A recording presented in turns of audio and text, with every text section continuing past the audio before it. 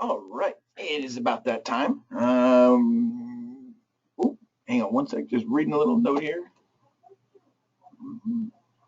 Great, the more the merrier. Good morning, everyone. My name is Sean. I am one of your safety guys here at ICM. Thank you for joining today's class. We're going to be covering accident reporting and investigation, going over the codes, the requirements, and then also some tips, thoughts, theories, suggestions that hopefully you guys can utilize at your guys' business. So I see we've got some safety committee members and all that kind of good stuff here today. Welcome. A couple different features, which I do apologize for having everyone muted. That way, hopefully, we don't get too much backfeed. But I will open it up for question and answers towards the end, or if you have a question at any point, any time. There's a little button underneath your the participants panel that says raise your hand. That lets me know that you have a question. I can unmute you, and then we can get you all squared away then. Let's go ahead and get started. All right. So accident reporting and investigations. Switching over here. So reporting to L&I. Hopefully you're aware that you need to report to L&I, or there's certain circumstances where you need to report to L&I. And what you're going to need to report to them is, unfortunately, hopefully that never happens at your facility, death, probable death of any employee, and an employee gets hospitalized for an overnight stay, loss of an eye, or an amputation. Those are a couple different things that have been added, actually, when the code just got tweaked this past year. Ideally, when you do report it to L&I, is within 8 hours of a fatality, probable death, inpatient hospitalization. They do give you 24 hours for a loss of an eye or an amputation. A couple different ways that you can report to that is your local L&I office, or you can call in got the 800 phone number here. And then the L&I is based out of Tumwater. So, like I said, those are a couple different options. But like I said, hopefully under these circumstances, you don't have any of these going on, but those are the specific requirements. And what you're going to be reporting, let me click on my little highlighter here. Like I said, if there's a fatality, possible fatality, workers hospitalized, loss of an eye or non-admitted amputation, and you're just going to be given your company information. The location of the incident, time of the incident, number of fatalities, employees exposed, contact person for your guys' facility, and a brief description of the incident. So, I mean, like I said, you don't have to go into huge, great, grand detail. A lot of times, L&I, especially, unfortunately, if you have a fatality or something along those lines, that will trigger L&I to come out to your facility. If you have a hospitalization, amputation, things like that, do they always show up? No, they don't. But do be prepared that a lot of times L&I will follow up on these. And I look like I got a carbon copy of this. So we just kind of cover all this information. So I need to get rid of that slide. Way to go, Sean. So what if you aren't aware of an employee being hospitalized from an injury related to work? Now, these situations do happen. An employee maybe gets injured on a Friday, and then maybe Saturday when he's not at work, or she, or they're not at work. Something happens. These things do happen. But then again, like I said, it's within, you report it within 8 hours of you knowing about it. So don't be too scared, don't be too nervous, because those things will happen. And then you also want to report injuries or fatalities that occur within 30 days. Like I said, those are the mandatories, and make sure you report that to L&I. Like I said, sometimes employees they can go out of state. We do have businesses that they have employees working out of state, maybe not the best communications, and things along those lines. Let's say you have equipment involved. You do not want to remove the equipment, especially if you end up having a fatality or something like that. Now, there are exceptions to that rule. If another employee is going to be potentially injured, and you need to move that equipment, by all means, you're there for your employee safety. Or if you need to move the equipment to prevent any kind of further incidents and or injuries, or remove any victims, things like that. So there are some gray areas, but ideally, like I said, the state wants to kind of keep the information there. Especially, heaven forbid, like I said, if you have a fatality, the state will come out and perform an accident investigation and a fatality assessment. So not trying to get too doom and gloom here. I just want to make sure you guys are aware of the information. Now, accident reporting, hopefully this is going to be addressed during the employee safety orientation. You want to make sure that the employees are aware, where the accident reports are. that they're supposed to fill it out if they have an injury. Now, hopefully they're going to be reporting all kind of injuries, no matter how minor they are. Or even if they, let's say they don't need to go to the doctor, you still want to have report of it, and it's for a couple different areas. And one is for the employee. You can stub a toe or something like that. Coming out with a scenario on a Monday, and then it starts gradually getting worse and worse and worse. If the employee reports it, no big deal. You can go back and you can say, okay, they did report it. It did happen at work. So it protects them. It also protects the company. Excuse me. Like I said, with the accident reports, biggest thing is making sure, like I said, that the employees know about it. Now, let's say an employee gets injured, and you're going to hear me say this a few times during this class, just to protect it. Just protect employees and also myself. If an employee gets injured and they need to go to the hospital, by all means, let them go to the hospital first, seek medical treatment before they fill out the accident report. I've had someone, misunderstand that one before in the past. So, like I said, if the employee needs medical treatment, let them go to the doctor, seek medical treatment, then they can fill out the accident report. And it's just kind of going over the information. We do have accident reports and even investigation materials on our website. So making sure that you're going to be going.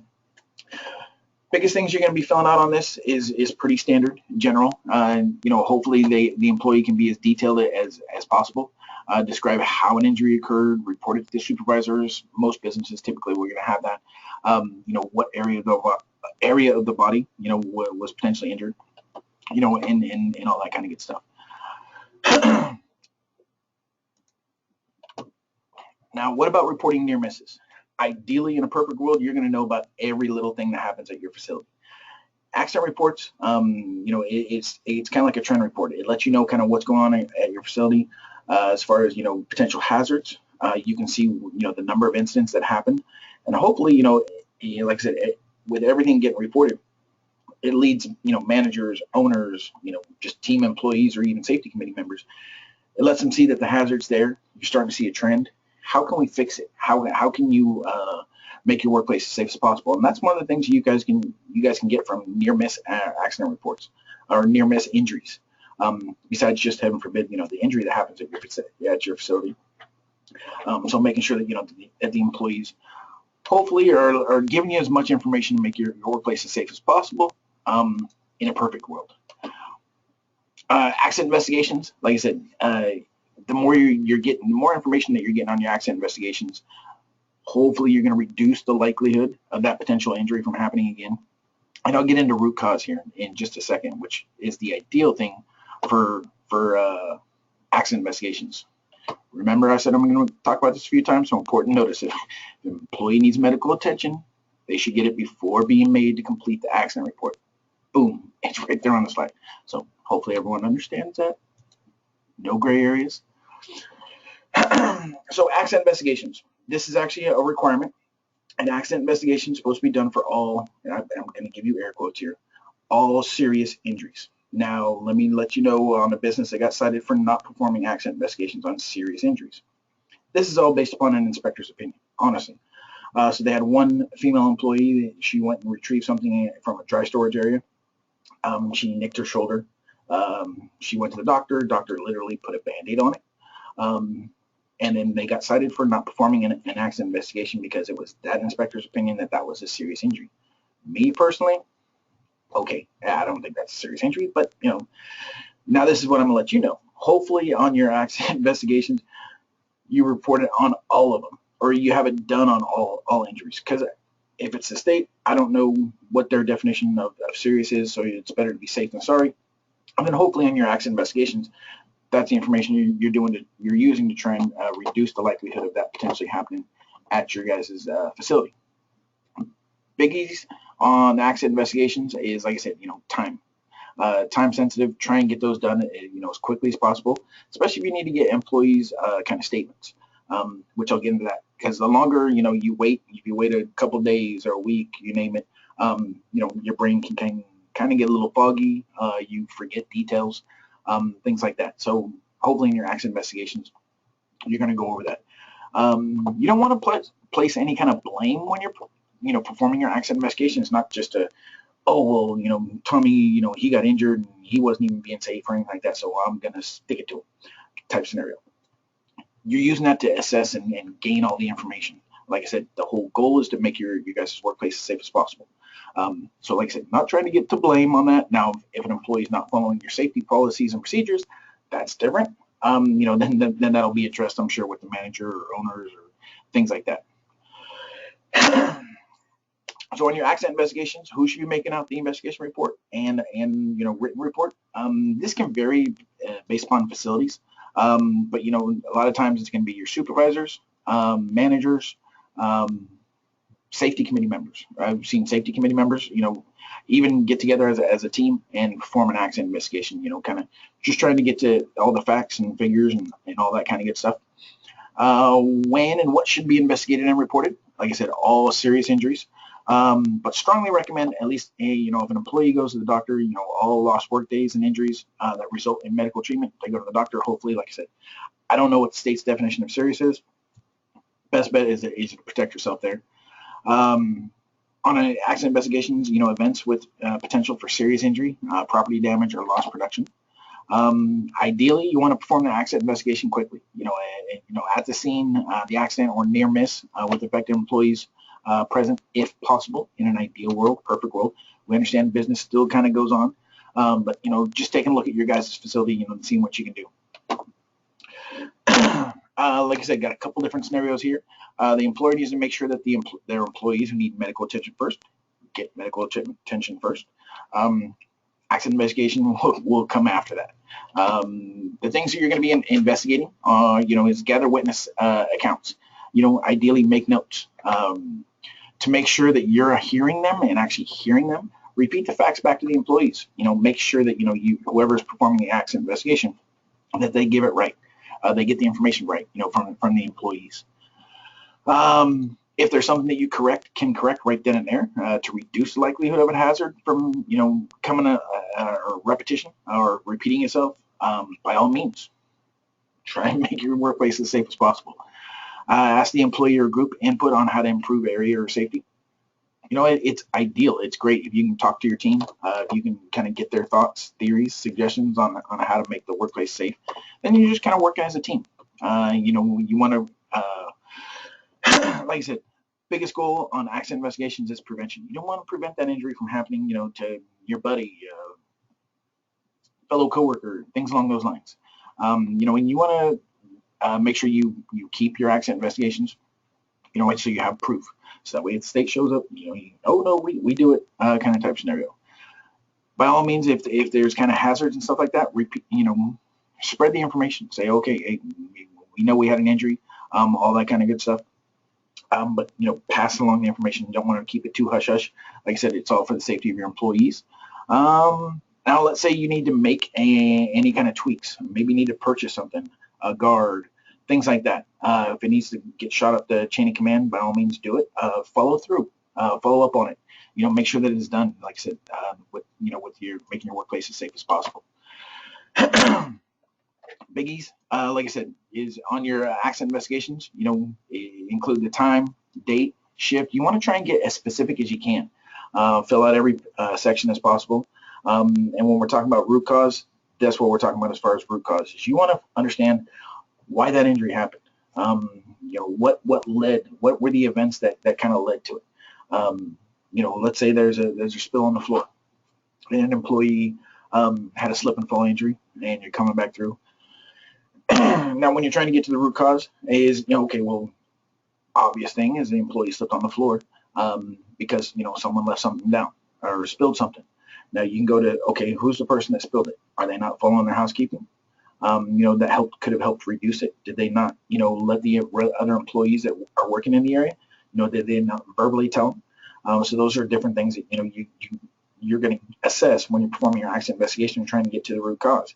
The employee that was injured, do you guys require non-slip shoes? Are they wearing their non-slip shoes? So making sure, like I said, just trying to get to it.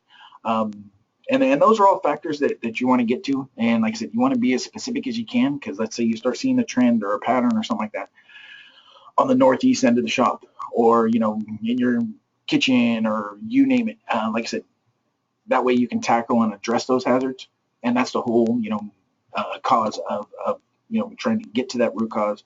And then also using that information with your safety committee members, your team, and things like that, as far as trying to make your workplace as safe as possible. I think I just kind of covered this one, a slide ahead, but just kind of get into it. The root cause is determining what really caused it. Record keeping. You want to keep your accident reports and employee files. Maintain your records of accidents, and including investigations to analyze for trends, analysis, excuse me, and or training. Like I said, big thing there is you just want to make sure you have proof. And then one of the couple different scenarios for root causes. They've got one that's like the 5 whys. You've got a couple other ones, but if you Google it, I mean, it'll kind of give you some steps as far as doing it. I think we even have a presentation on our website, to kind of help you kind of get there. But the 5 whys, you just keep asking questions until you finally get an answer. And there could be more, multiple things that led to the injury from potentially happening or from happening. That if you could have taken out, a few different things, or maybe procedurally, yes, procedures that could have made your workplace safe, maybe that could have reduced it. Like I said, those are all the things you want to get to as far as trying to get to the exact contributing factors of that, injury. On the website, hopefully you guys are utilizing your tools and your resources. We do have the safety forums on there, training modules, accident reports, and investigation, along with a ton of more. If you guys ever have any questions, by all means, give us a call, pick up the phone, shoot us an email. We'll be more than happy to help you out. We've got the claim staff. We also got the safety side. Yeah, safety, go safety. Other than that, that's today's class in a nutshell. Let me unmute everyone. And does anyone have any questions on today's class?